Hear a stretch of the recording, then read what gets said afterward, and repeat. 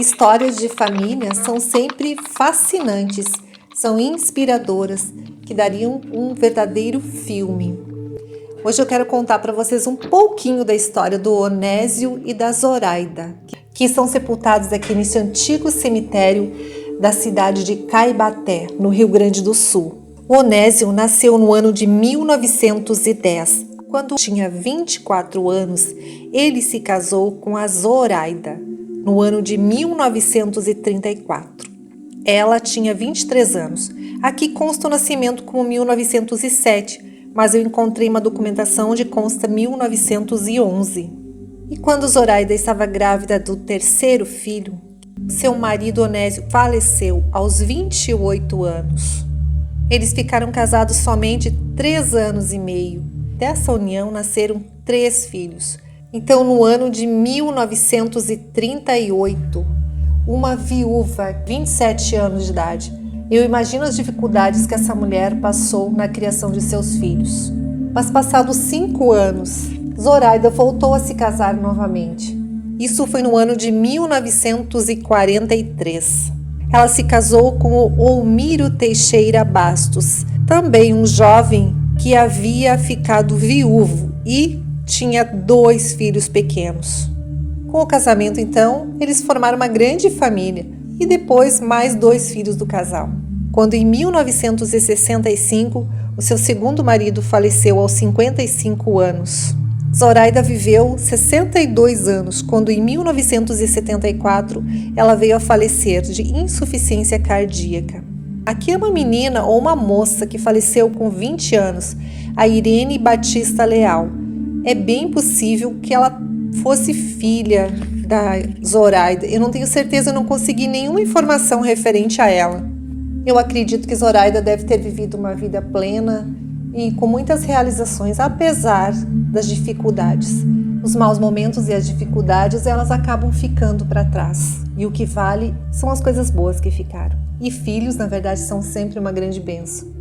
Essa é a sepultura de um rapaz que faleceu muito jovem.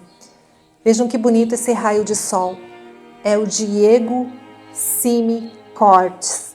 O Diego nasceu em 1986 e faleceu em 2007. Ele viveu 21 anos.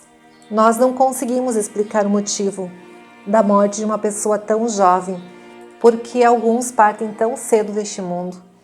É difícil olhar uma foto de uma pessoa tão jovem que morreu. Mas também não podemos esquecer que nós somos espíritos e é o nosso espírito que dá vida ao nosso corpo. É o espírito que é o ser principal, pois é esse ser que sobrevive e que nunca morre. Aqui bem pertinho tem a sepultura de mais um jovem. É o Márcio Machado dos Santos, que nasceu em 1979 e faleceu em 2014 com 35 anos. Faria agora 45 anos. Aqui em seu lápide tem uma representação de um caminhão. Provavelmente ele dirigia um caminhão ou gostava desse tipo de veículo. Logo atrás é o seu pai, o Nelmo Gaspar Chagas dos Santos, que nasceu em 1949 e faleceu em 2010 com 61 anos. O Nelmo foi prefeito da cidade de Caibaté. Aqui estamos diante de um túmulo de um casal de colonizadores de Caibaté.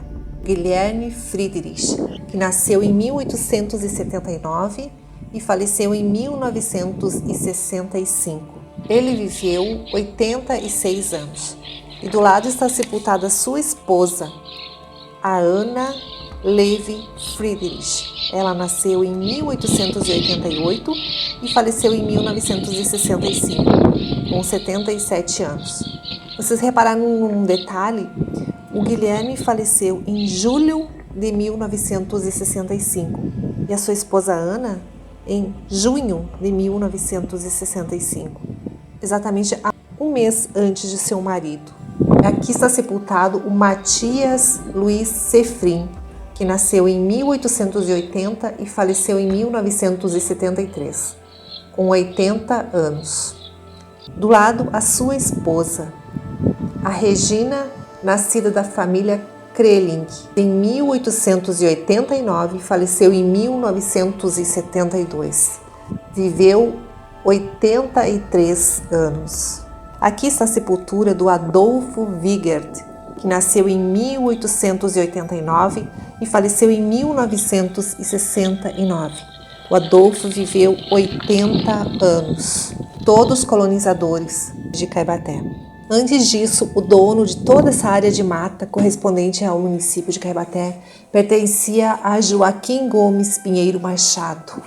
Com a sua morte, seus herdeiros começaram a vender as terras. Isso foi a partir de 1920. E os lotes foram adquiridos então por colonos, em sua maioria de origem alemã, assim como Petro Krantz, que nasceu em 1860 e faleceu em 1938, com 78 anos. Ele veio da colônia Cerro Azul, hoje Cerro Largo, era filho de imigrantes alemães.